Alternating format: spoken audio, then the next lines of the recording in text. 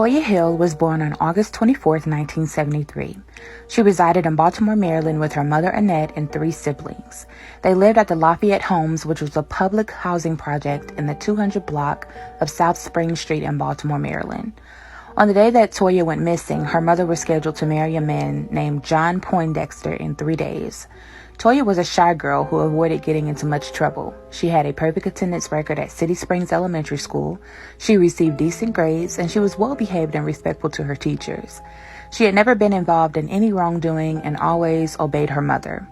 At the time of her disappearance, she was last seen wearing a blue and orange striped shirt, jeans, and a blue jacket. And additionally, her front tooth was chipped. On March 24, 1982, Toya arrived home from school, and her mother gave her a snack before allowing her to go and play outside. At 6:15 p.m., Annette left the house to attend a wedding dress fitting, leaving Toya behind with her siblings. Toya told her sister that she was going to go to the store to buy candy, but her sister warned her that their mother would be very angry if she went out without permission, but Toya decided to go anyway. She did not take her sister with her, however. Toya was last seen in the parking lot of a grocery store talking to 2 men. One of those men was Annette's ex-boyfriend, and the other was his friend.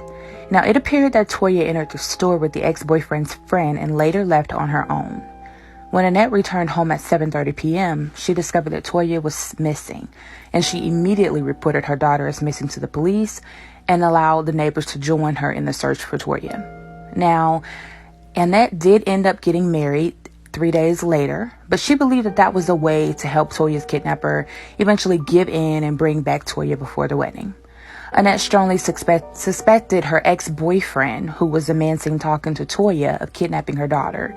It seemed like a plausible assumption since he may have still been in love with Annette and kidnapped Toya in a desperate attempt to win her back. The ex-boyfriend, who remains unnamed, denied any involvement.